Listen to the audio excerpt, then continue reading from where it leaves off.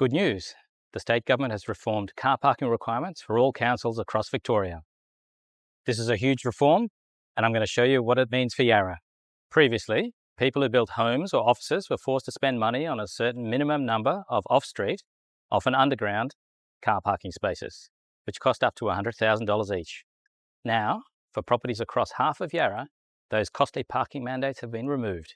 Now, people who build homes or offices can decide how many off-street car parking spaces to provide to best suit the people who will live or work there.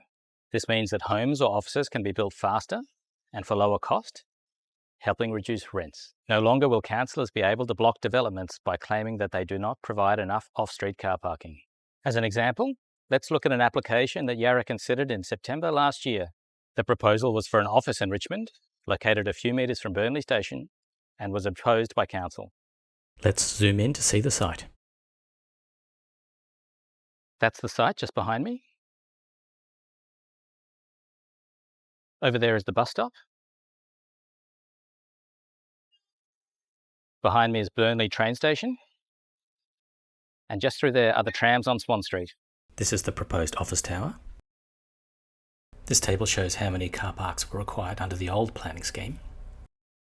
The proposal was opposed on two grounds, the main one being that the quantity of off-street car parking was insufficient. Let's have a listen to what some of the councillors had to say.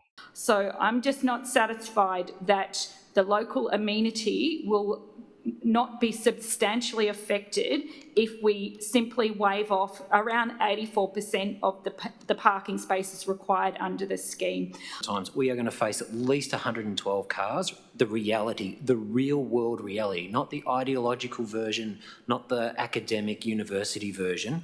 Pro-business, I am pro-development, but I do think the definition of insanity is knowing there's a problem and doing the same thing over and over again.